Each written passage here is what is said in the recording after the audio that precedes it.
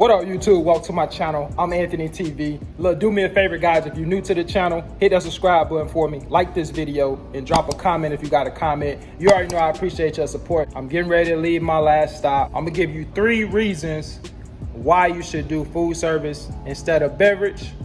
Let me lock this place up, get in the truck, and I'll get back with you guys. Keep it locked. All right, guys, now that we're back in the truck, let's go over 3 reasons why you should choose food service instead of beverage. Particularly if you're a new CDL driver, want to stay local, and don't mind doing touch freight. All right, we only talking about food service and beverage in particular. We're not talking about no other trucking occupation, just food service and beverage. Let's go ahead and dive into it. All right, the first reason why you should choose food service instead of beverage, let's go ahead and keep it real, man. Let's get the elephant out of the room right now. The number 1 reason is the money. Listen, before all you beverage guys come in the comments, well, it's not gonna be all you guys, but every now and then I'll get 1 or 2 beverage guys that'll come in and say, look, I work for Pepsi or I work for Coke, I live in Texas, I make $90K a year. First and foremost, kudos to you if you work for any beverage company and you're making $90K a year. All right, just know that you're an exception to the rule, and that is not the norm.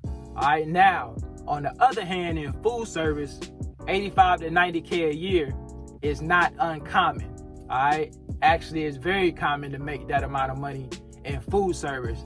But beverage, on the other hand, if you're making that kind of money in beverage, you're an exception to the rule, and that's not the norm. But overall, in most cases, you are definitely gonna make more money in food service. So that is reason number 1 why you should choose food service instead of beverage. Reason number 2, we don't merchandise product in food service. All you beverage guys know, when you're doing beverage, I don't care if you're delivering Coke, Pepsi products, if you're delivering beer, you guys are merchandising product. For those of you that don't know what merchandising product, that's when you actually have to put the product on the shelves or in the coolers. In food service, all you doing is dropping off cases. That's it. You dropping off cases and you leaving. So listen, that's actually 2A. 2B is that you don't necessarily have to get checked in at every stop in food service. In beverage, on the other hand, you pretty much getting checked in at every stop. As a beverage guy, you have to wait on the store clerk to check you in. And if it's busy, the customers come first. So you have to wait on the clerk to finish ringing up all the customers before she comes to you. The customers are priority in the beverage game. So if you get to one of these convenience stores and it's a long line of customers, guess what? You gotta wait to get checked in. All my beverage guys, y'all already know how it works. There are some customers that check you in food service, but usually they're checking your cases in as you bringing it in. They may have the invoice looking at it and they're just checking you in as you bringing in your cases. All right, and that's not every stop. Sometimes in food service, you may have someone checking your product in, but it's not at every stop like it is in most cases in the beverage game. So that's 2A and 2B. I will say this about beverage in regards to the grocery stores.